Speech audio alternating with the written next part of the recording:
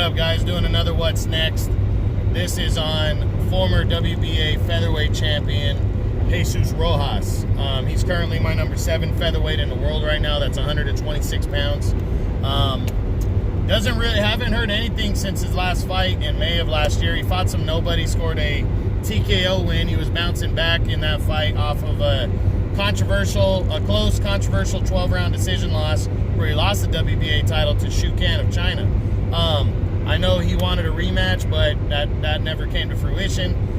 He stayed out of the ring for the remainder of the year in 2019 after that tune-up bout in May, and haven't heard anything on a return or possibilities. So, I'm going to weigh some things. He's currently number 5 in the WBA. I'm going to see what possibilities could come his way through the top 10. So now let's ask the question: what's next for Jesus Rojas? We start with number 1, and that's Marajan, undefeated WBA and IBF unified champ Marajan Akhmadayev. Akhmadayev, this fight's not possible. Akhmadayev's got a mandatory due against interim champion Ryusuke Iwasa of Japan, so he's going to be doing that next. Rojas, kind of lower level in terms of options for Akhmadayev, so I don't see it. Number 2 would be former champ Daniel Roman, former unified champ Daniel Roman. I think Roman has other options. I wouldn't completely rule it out because I think Roman's trying to solidify his next fight, and it's probably going to have to be an eliminator to get back in line for a world title, but I don't think he wants to take the risk against a guy like Rojas, a former champ that can really fight. You know what, guys? I'm sorry. I'm drawing a blank. We are not in that's the super bantamweight. That's 122, the number 1 and number 2. Scratch out Akhmadayev and Roman. Let's start with the featherweights. I'm sorry.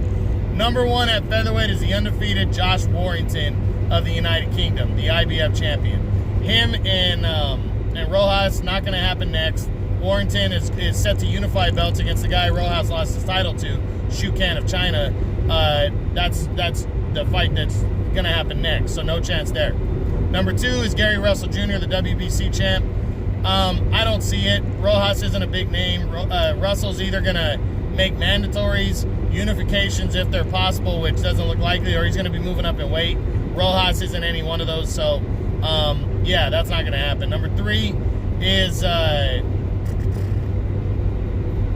I'm sorry, what champion is that? Number 3 is contender Kid Galahad of the United Kingdom.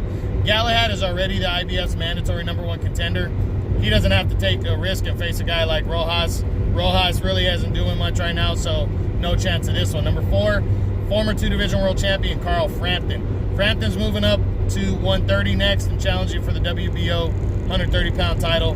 No chance of him facing Rojas. Number 5 is a rematch with WBA champion Shu Kan of China. No chance here. Kan's going to unify belts against Josh Warrington next, so this one is not possible. Number 6 is undefeated WBO champion Shakur Stevenson. I mean, I guess it could be possible if Rojas wants to make the fight and can come to top rank, which I don't think there'd be any issue there.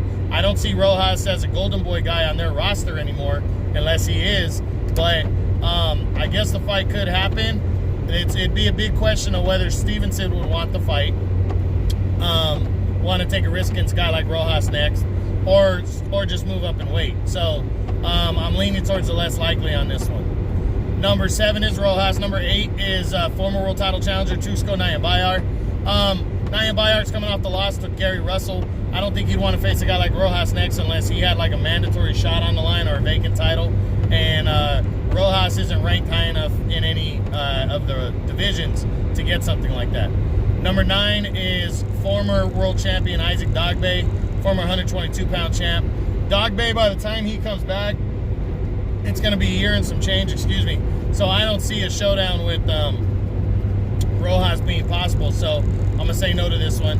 And then number 10 is former champ Jesse Magdaleno, former 122-pound champion Jesse Magdaleno. Magdaleno is moving himself in line for other things. I don't think he's looking at a possibility of this fight right here. Not to say he would completely rule it out, but I just don't think he's going to go for a fight with a guy like Rojas next. It'd be too high risk. It's not an in-house fight. against top-ranked guys, so I don't think he does this one. So now the question is what do I think Rojas is going to do next? Personally, I don't think Rojas is going to fight anybody even near the top 10. He's probably just going to come back and stay busy. I think the best possibility would possibly be a chance against maybe one of the lower guys in the top 10. But really, I don't think there's a big possibility against any of the guys in the top 10. Right now, things just Rojas just kind of left himself out in the cold by not fighting on the second half of the year. Didn't line him up for anything big. Like I said, he's WBA's number 5. I think he's just going to come back and stay busy.